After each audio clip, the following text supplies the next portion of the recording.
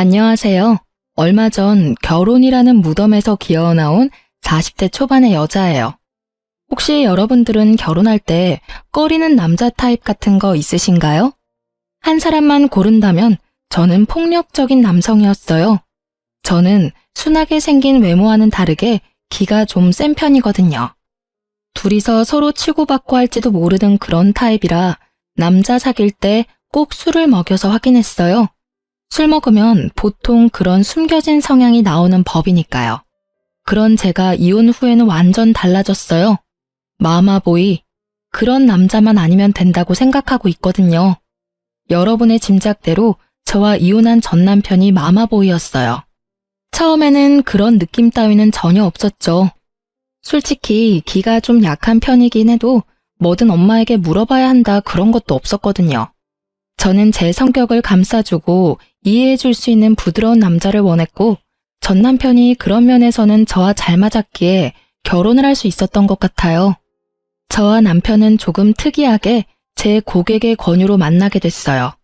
당시 저는 금융회사에서 일하고 있었고 고객은 저와 잘 어울릴 것 같다는 남자를 안다며 소개시켜줬죠. 그렇게 만난 게 남편이었어요. 나보다 5살이나 어린 남자여서 처음에는 깜짝 놀랐어요.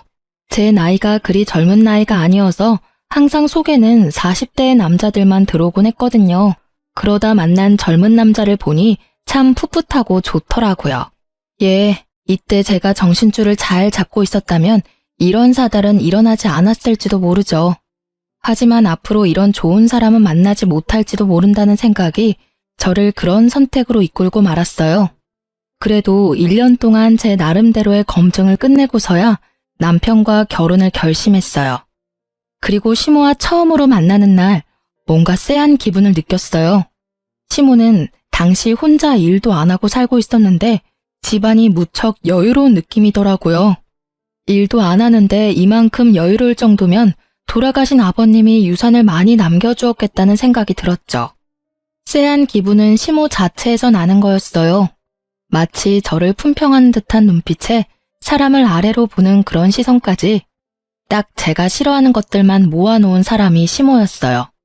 솔직히 이렇게 유약한 남편에게 이런 시모가 있을 거라곤 상상도 못했었거든요. 시모는 저를 보더니 흡족한 듯 빨리 상견례 날을 잡으라고 하더군요. 어차피 결혼할 생각을 하고 있었기에 날짜를 잡기로 했죠. 그리고 상견례 날 시모는 저희 부모님과는 만나서는 집은 걱정하지 말아라, 자기가 집을 해주겠다 하셨어요.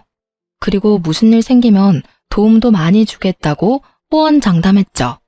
당시에 저는 대학 졸업 후부터 혼자 살며 전세를 마련해 두었거든요.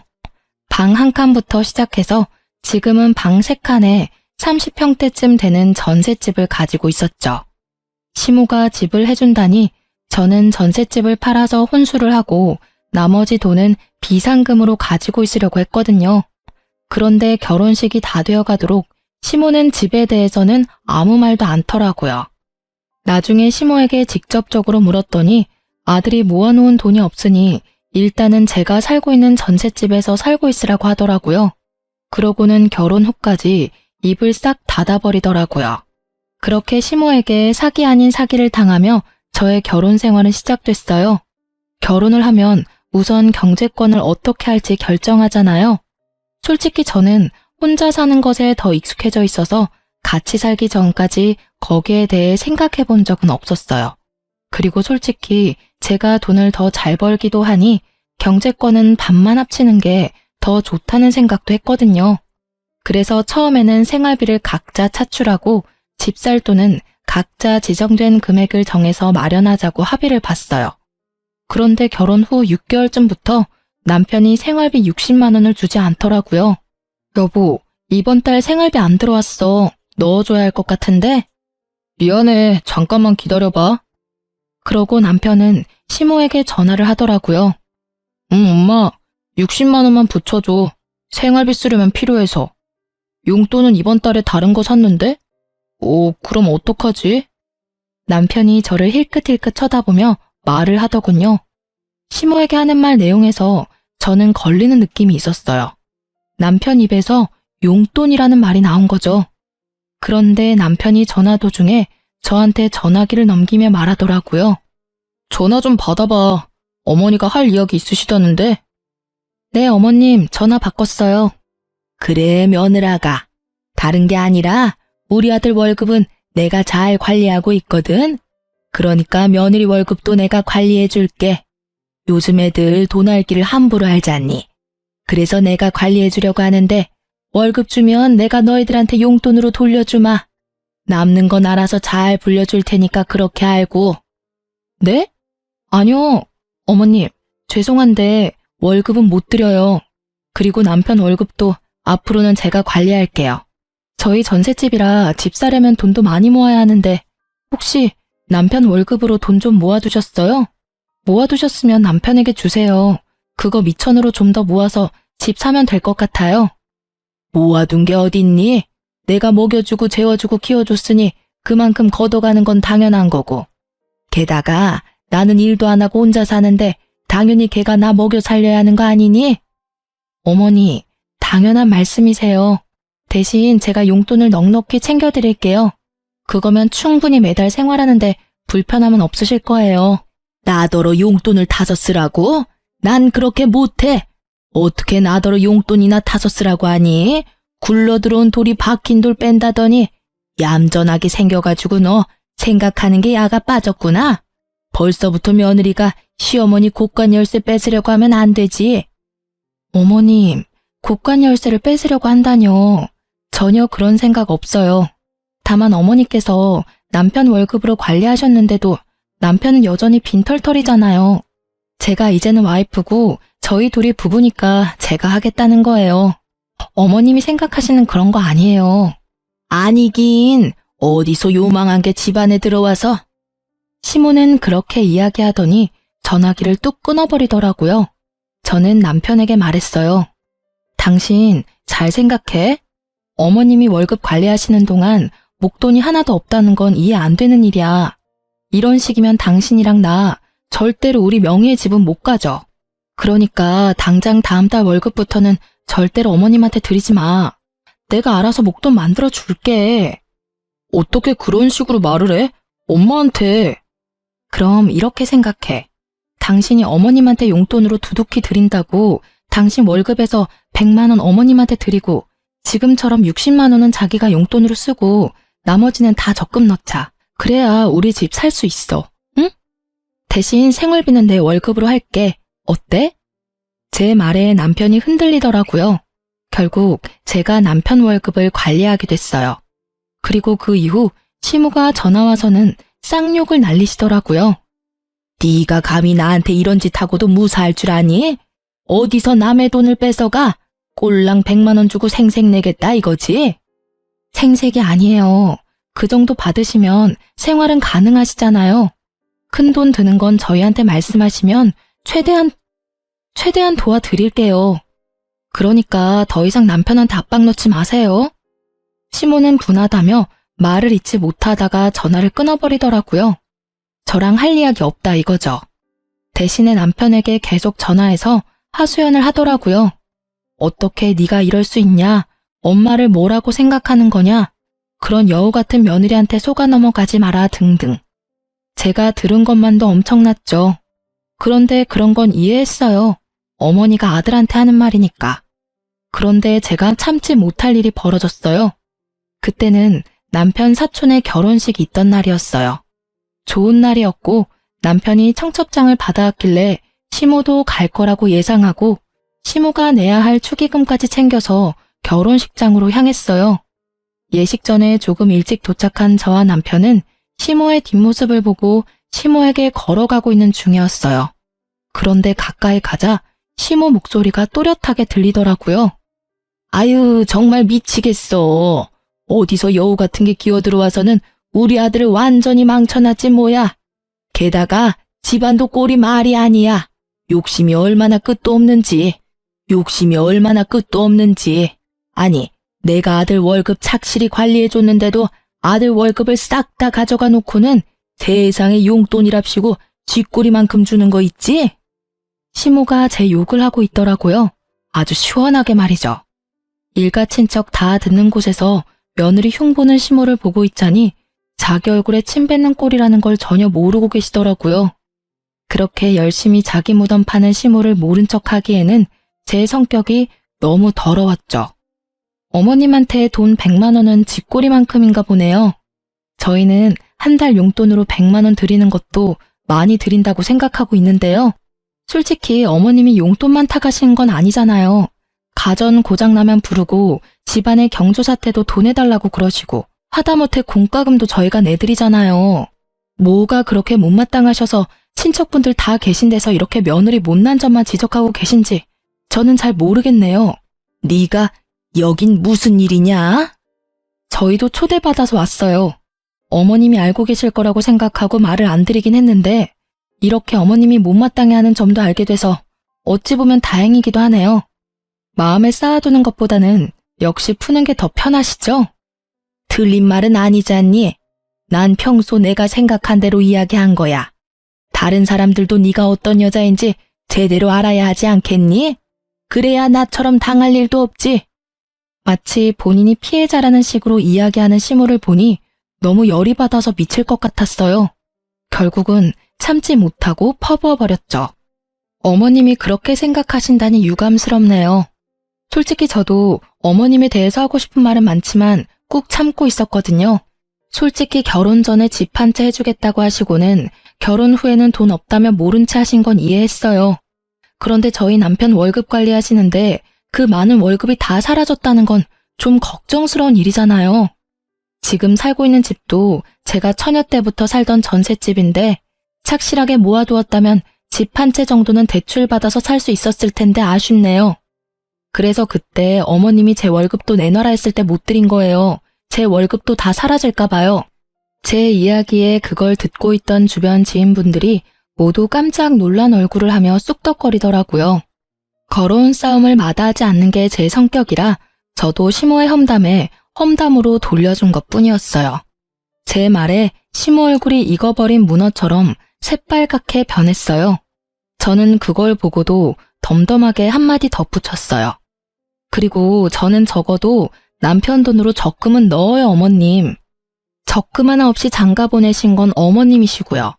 그래서 지금 제가 처녀적부터 살던 전셋집 신세 아직도 지고 있잖아요.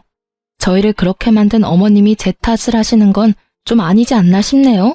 결국 시모는 그 자리를 참지 못하고 떠났어요.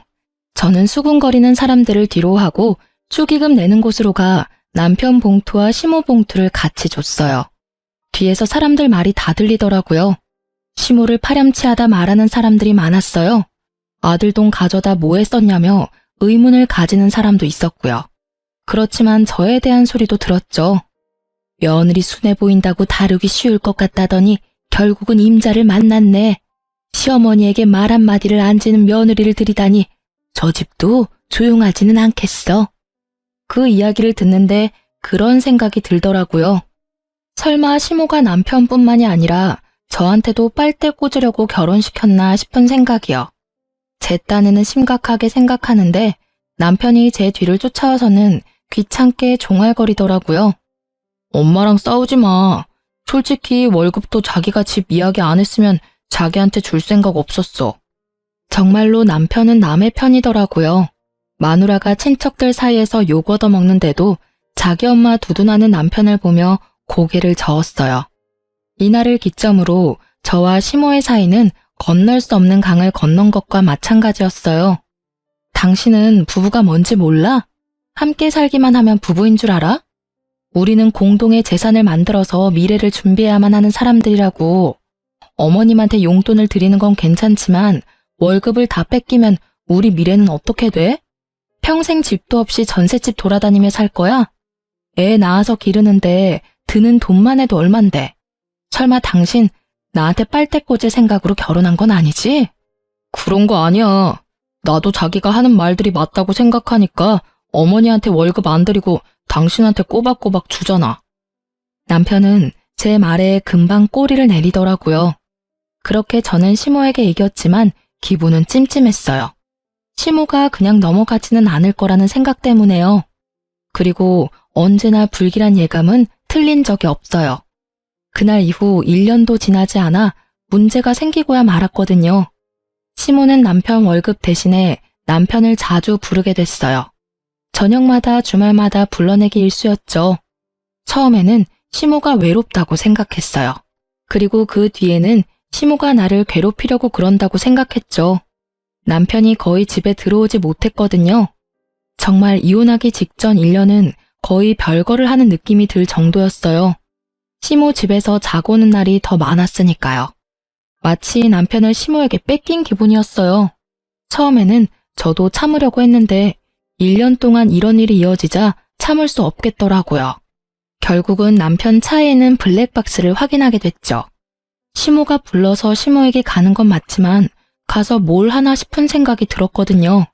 그래서 블랙박스를 확인한 건데 저는 생각지도 못한 대화 내용을 듣고야 말았어요. 남편과 내연녀의 대화였거든요. 자기야, 오늘은 언제까지 가야 해? 오늘도 우리 집에서 자고 가면 안 돼? 안 돼. 오늘은 집에 들어가야 해. 너무 안 들어가면 의심하거든. 의심할 리 있겠어? 여태껏 이렇게 몰래 잘 만나고 있었는데. 벌써 1년이잖아. 근데 자기 이혼은 언제 하는데? 나도 빨리 결혼하고 싶어. 그건 엄마가 알아서 이야기해 줄 거야. 맨날 엄마. 너무 효자면 인기 없는 거 알지? 이 대화를 듣고 있는 내내 부하가 치밀어서 진짜 눈앞이 캄캄하더군요. 처음에는 남편에게 화가 났어요. 어떻게 나한테 이런 모멸감을 줄 수 있는지, 다른 여자를 만나면서 나를 속여올 수 있었는지, 그런 생각들이 떠올라 미쳐버리겠더라고요. 근데 가만히 둘의 대화를 들어보다가 결혼하고 싶다는 여자 이야기에 남편이 엄마가 알아서 해줄 거라는 말이 거슬리더라고요. 혹시 시모가 이 모든 걸 알고 있는 건 아닐까 하는 생각이 머리를 스쳤죠. 냉정하게 생각해보면 남편처럼 마마보이에 우유부단한 사람이 먼저 나서서 불륜을 저지를 일은 없을 거잖아요. 엄마 말이라면 찍소리도 못하는 이 남자를 움직일 수 있는 건 오직 시모뿐이라는 생각도 들었고요. 저는 남편이 오랜만에 집으로 돌아온 날 남편을 불러 세웠어요. 당신 나한테 할 말 없어? 무슨 할 말? 없어. 나 피곤해. 먼저 씻고 잘게. 피곤하겠지. 1년을 다른 여자랑 두 집 살림하면서 얼마나 피곤하겠어. 안 그래? 제 말에 뒤돌아서 욕실로 가려던 남편이 뚝 멈춰서더군요. 여태껏 재미 좋았나 봐. 그치? 시댁 간다고 해놓고 열심히 다른 여자 만나니까 어땠어? 막 짜릿하고 기분 좋고 그래? 그걸 당신이 어떻게 알았어? 이제 이야기할 마음이 들었나 보네. 내가 어디서 어떻게 알았든 지금 중요한 건 그게 아니지. 네가 불륜을 저질렀다는 게 중요한 거잖아. 너 진짜 날 뭐라고 생각하는 거야? 1년 동안 별거 하듯 지낸 것도 다 그 여자 때문이지? 그 여자 누구야? 어떻게 만난 사이인데 뭐라고 말이라도 좀 해. 답답해서 돌아버리겠으니까. 난 할 말 없어. 그냥 당신이 보고 들은 그대로야. 나 다른 사람 만나는 것도 맞고 당신 배신한 것도 맞아. 그게 그렇게 당당하게 할 말이야? 적어도 미안하다는 말부터 해야 하는 거 아니야? 왜 아무 생각이 없어? 미안하다는 생각도 안 들어? 그런 거면 너 진짜 인간 쓰레기야. 나한테 소리 지르지 마. 나도 엄마가 시켜서 한 거라고. 그러게 처음부터 엄마 하라는 대로 했으면 이런 일 없었을 거 아니야. 이렇게 된 건 당신 탓도 크다고. 알아? 어디서 큰 소리를 쳐. 그래서 엄마가 시키는 대로 한 너는 잘못 없다 이거야? 웃기지 마. 너희 엄마가 불륜을 저지르라고 말했더라도 네가 양심이 있는 새끼면 안 된다고 말했어야지. 좋다고 다른 여자랑 붙어먹고는 뭐? 엄마가 시켜서 한 일이라고? 네가 애야? 너 중학교 다니는 꼬맹이니? 그래서 엄마가 시켜서 마누라 배신하고 나니까 기분이 좋아? 엄마가 하라는 대로 하는 게 편하잖아. 당신이랑 결혼한 것도 엄마가 원해서 한 거야. 엄마 아니었으면 너랑 결혼도 못했어. 그건 알고 이렇게 화내는 거야? 이 대목에서 저는 제대로 한 대 맞은 기분이었어요. 이 남자는 저를 사랑하지도 않는데 시모의 말 하나로 결혼을 한 거였어요. 처음부터 시모의 타겟이었다는 것이 너무 참을 수 없을 만큼 분하고 끔찍했어요. 야, 이 미친 새끼야. 그걸 말이라고 지금. 그래서 이 결혼 다 무효다 이거야? 와, 진짜 사람 열받게 만드는데 재주 있네? 만약에 네가 정말로 엄마가 시켜서 나랑 결혼한 거면 너 조만간 네 인생 망치게 될 거야. 어머님이 네 인생 대신 잘 살아줄 것 같니? 절대로 아니거든? 그런 거였으면 널 땡전 한 푼 없이 장가 보내는 짓도 하지 않았겠지. 네 월급이 여태껏 어디로 갔는지 궁금하지도 않아? 네 어머니가 널 그런 식으로 망치고 있는데도 끝까지 엄마. 그리고 네가 이딴 식으로 행동하면서도 죄책감 하나 안 드는 이유는 어머니가 시켜서 하고 있어서라는 핑계 때문이겠지만 나한테 실제로 상처 준 사람은 너야. 나쁜 놈은 너라고. 저는 남편과 대화를 할수록 열이 받는 걸 참을 수 없었어요. 다 됐고 우리 이혼해. 사랑도 없고 정도 없고 우리 사이에 뭐가 남았어? 만나는 여자랑 잘해봐. 대신 나는 당신 유책 배우자로 이혼 소송할 거니까 그렇게 알고 있어. 하긴 당신한테 이혼 말해서 뭐해? 어차피 이혼도 너희 엄마랑 이야기해야 되는 거잖아. 그렇지? 그리고 지금 당장 내 집에서 나가. 이 집에 한 줌의 기여조차 없는 당신은 여기 있을 자격도 없거든? 나갈 때 내가 준 건 다 놔두고 네가 가지고 온 것들만 두고 나가. 남편은 주섬주섬 물건들을 챙기더니 미안한 기색도 없이 집에서 나가더라고요. 그 뒤통수를 보니 열받더라고요. 그런데 1시간쯤 뒤에 시모에게 전화가 오더라고요. 남편이 시댁에 가서 다 말했구나 싶어서 전화를 받았죠. 그래, 나다. 너희 이혼하기로 했다면서? 잘 생각했다. 내가 봐도 너희 잘 안 어울려. 그러니까 앞으로 아들 월급은 가져갈 생각하지 마. 알았니? 지금 그걸 말이라고 하세요? 따지고 보면 이 이혼도 어머님이 다 만든 거잖아요. 남편이 자기 입으로 이야기 다 했어요. 이 여자도 어머님이 소개해줬다고. 어떻게 아들을 불륜남으로 만들어서 이혼시킬 수가 있어요? 그게 안 되는 이유라도 있니? 지가 싫었으면 그렇게 안 하면 될 일이었어. 그런데 좋다고 다른 여자 만난 거 보면 너하고 같이 살기가 싫었나 보지. 난 그렇게 생각해. 내가 뭐라 말하든 걔가 싫으면 안 하면 그만이야. 그런데 걔가 그런 행동하는 건 다 걔가 그럴 만한 사정이 있어서 그런 거라는 생각은 안 드니? 나는 아들한테 조언한 것밖에 없어. 세상에 여자가 어디 너뿐이니? 더 좋은 여자도 얼마나 많은데. 그러게 처음부터 내 말을 잘 들었으면 이런 일도 없었을 거잖니? 네 인생에 오점을 남긴 건 다 네 탓이야. 그 이야기를 듣고 있노라니 남편 상간녀의 목소리가 떠오르더라고요. 그 여자는 알까요?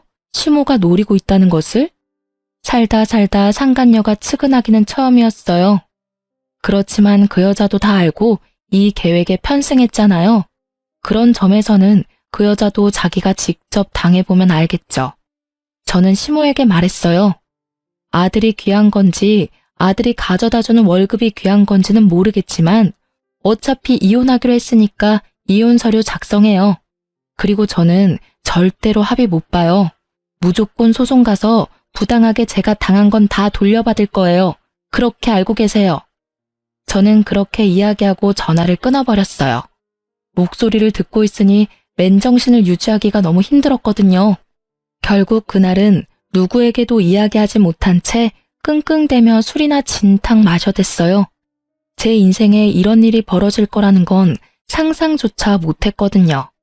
그렇게 숙취에 시달리면서도 제가 제일 처음으로 한 건 이혼 전문 변호사를 찾는 일이었어요. 그리 어려운 일은 아니었어요.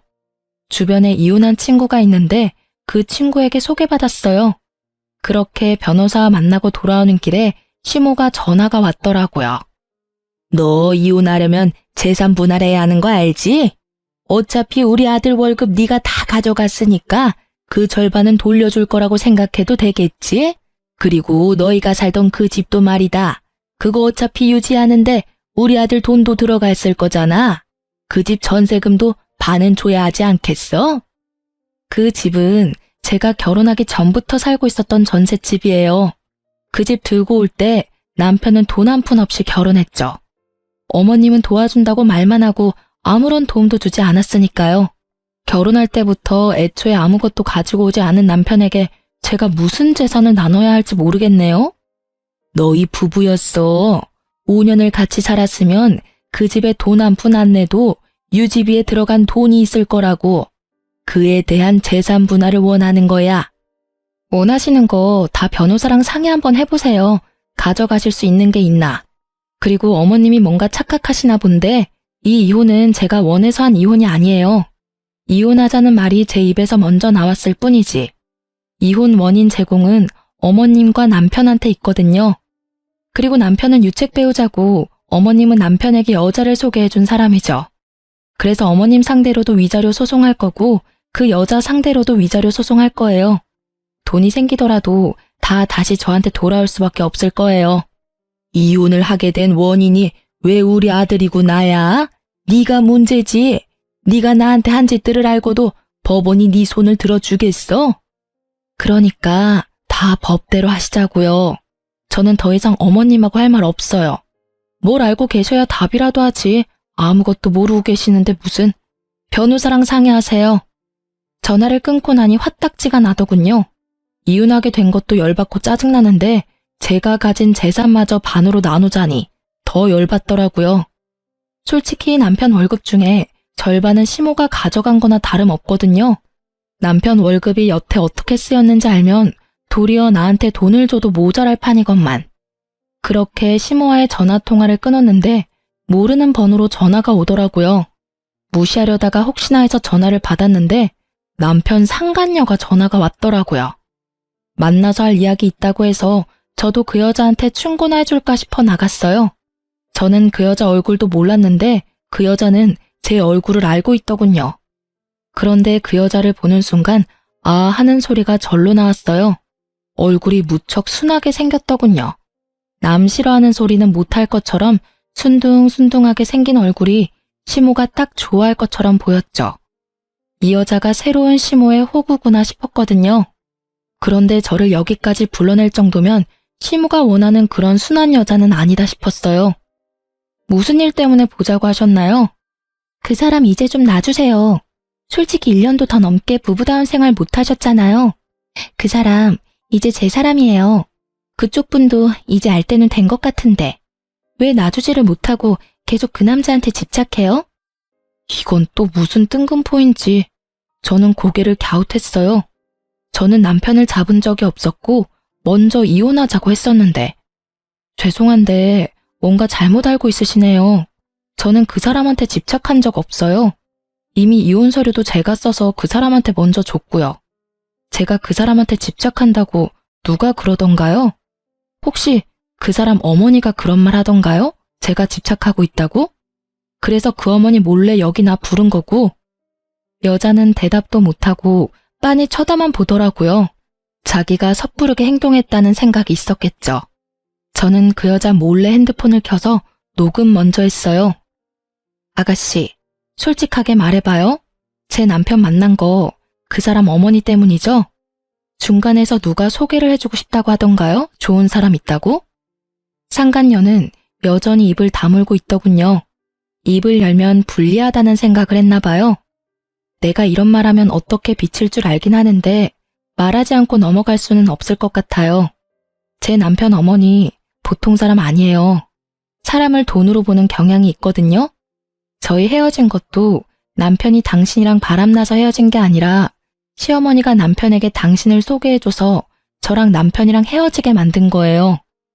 그게 뭐가 문제죠? 어머님은 저한테 며느리가 너무 못됐다고 하셨거든요. 아들을 구속하고 집착하고 월급까지 가져가는 도둑이라고요. 그런 여자라면 당연히 엄마라면 떼어놓고 싶겠죠. 저는 속으로 웃음이 나더군요. 시모는 또 꽝을 뽑으셨더라고요. 이 정도로 당당한 여자가 시모가 하는 대로 놔둘 리 없죠. 그래요? 그럼 결혼 전에 약속받으신 건 뭐가 있어요? 집을 해준다던가요? 돈을 해준다던가요? 그걸 왜 당신한테 말해야 하죠? 저한테는 집도 주고 돈도 주신다고 하셨는데 결혼식 이후에 입 싹 닫으셨거든요. 그리고 그 월급 이야기도 안 할 수 없네요. 결혼 전에 남편 월급을 시어머니가 관리했어요. 그런데 결혼할 때 돈 한 푼 없이 저한테 왔어요. 어머니가 관리해 주셨다면 당연히 목돈이 있어야 하는데 한 푼도 없는 것이 이상하다 싶었는데 다 쓰셨더라고요. 남편한테는 달랑 60만 원 용돈 주면서 그러더니 저한테 제 월급도 관리해 주겠다고 하시더라고요. 이제 무슨 말인지 아시겠어요? 전 그런 거 안 믿어요. 솔직히 헤어지는 마당에 무슨 말인들 못하겠어요. 그냥 이혼이나 빨리 해줘요. 저한테 이상한 이야기 하지 마시고요. 이혼은 소송 들어갈 거예요. 그리고 이런 이야기 일부러 해주는 거예요. 충고. 당신은 나처럼 되지 말라는 충고. 그 시어머니 본성 알면 결혼 생각도 못할 텐데. 용감하시네요. 저는 그 집안 사람들에게 두 손 두 발 다 들었으니 당신은 잘해보세요. 또 모르죠. 말 잘 들으면 길게 갈지도?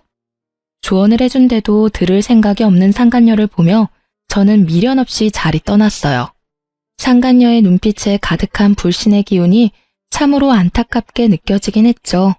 하지만 상간녀가 남편이 유부남인 거 알고 만났다는 증거만 있으면 저야 앞으로 그녀에게 일어날 일들 같은 건 신경도 안 쓰이니까요.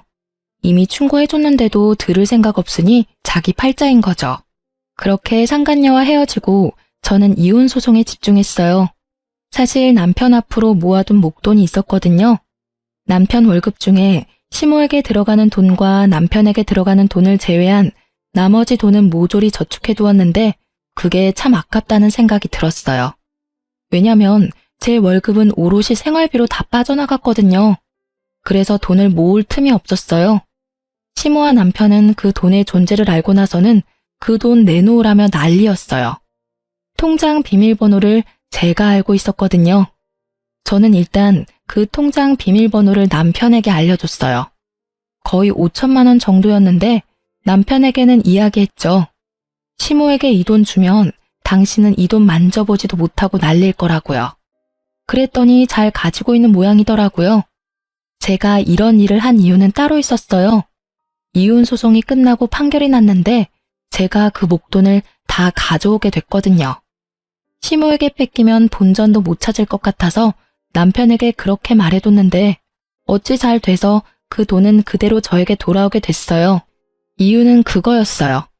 일단 남편이 유책 배우자라서 제게 위자료를 지급하라는 판결이 났고요. 남편과의 재산 분할에서도 실질적인 결혼 생활이 얼마 되지 않아서 결혼 전 가지고 온 재산은 재산 분할에 속하지 않았기에 전세금은 남편에게 주지 않아도 됐었어요. 다만 결혼 후에 만들어진 재산인 남편 명의의 목돈은 저도 나눠 가지게 됐거든요. 그리고 저는 상간녀 위자료 소송이랑 시모에게도 위자료 소송을 진행했어요.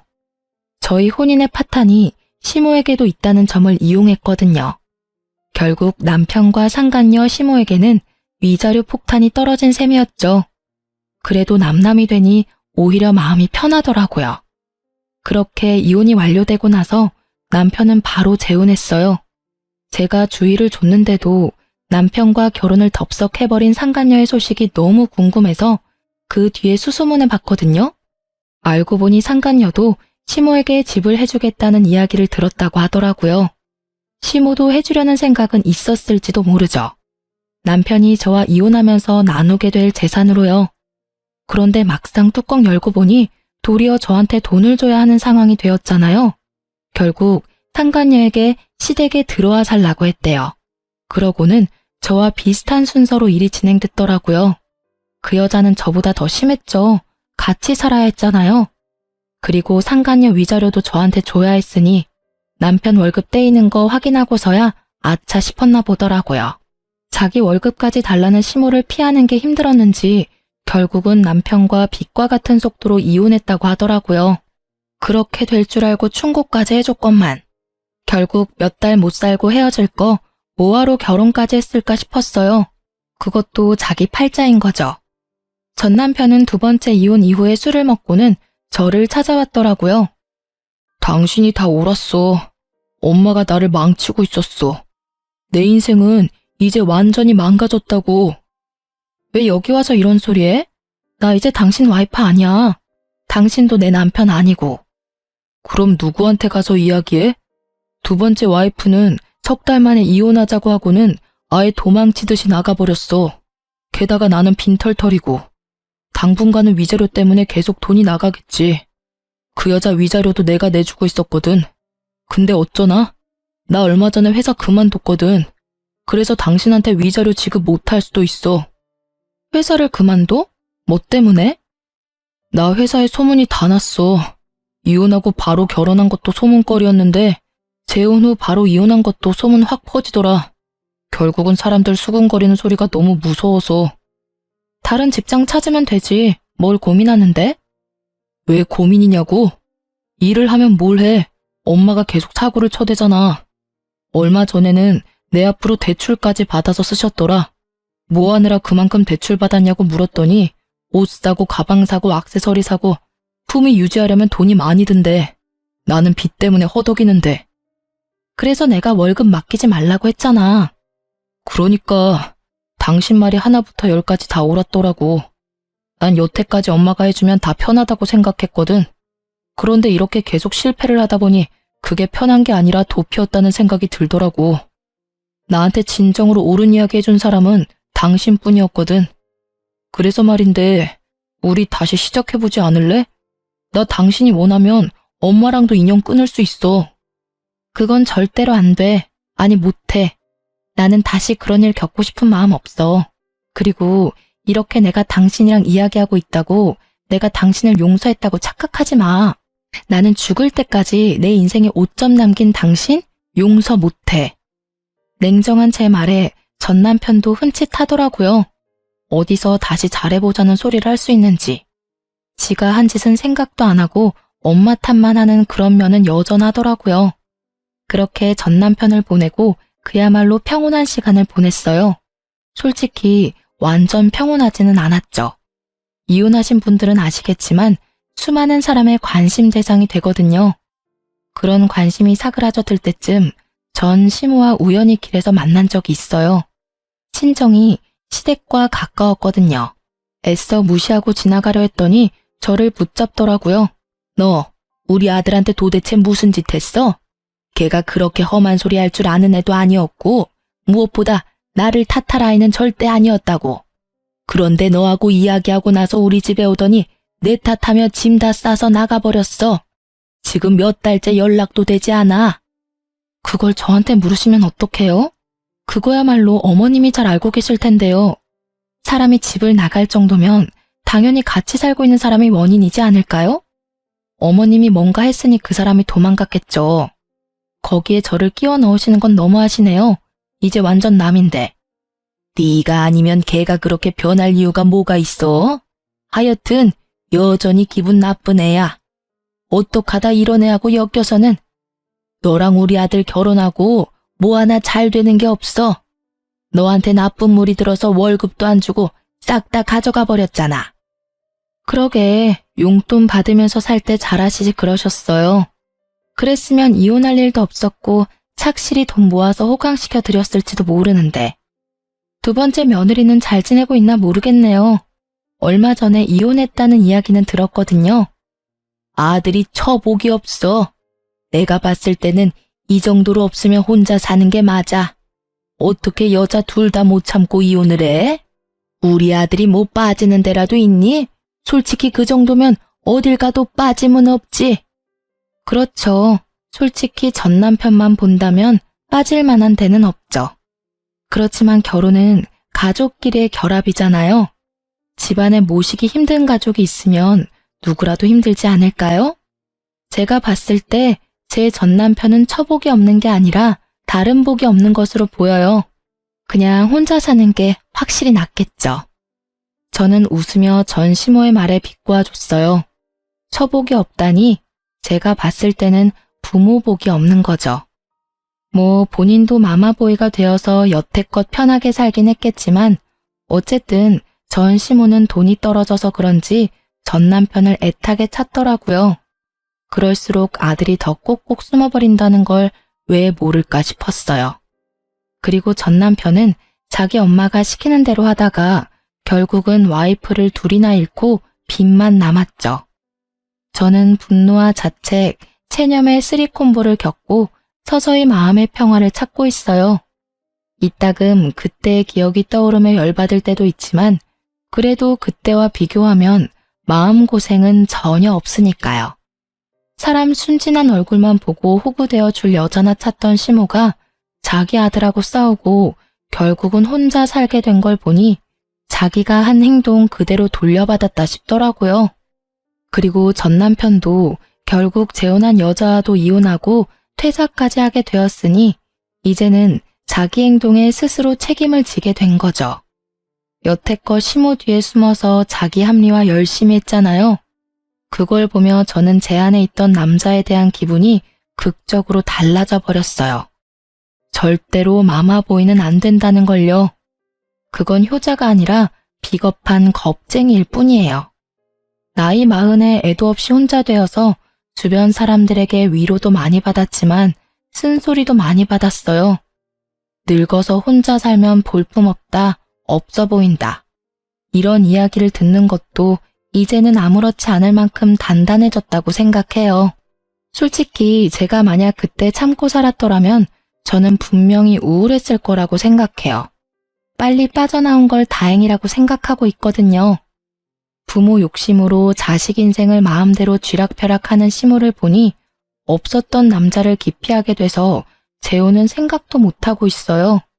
글 쓰는 내내 그날의 기억을 떠올리며 다시금 저를 돌아볼 수 있게 되었어요.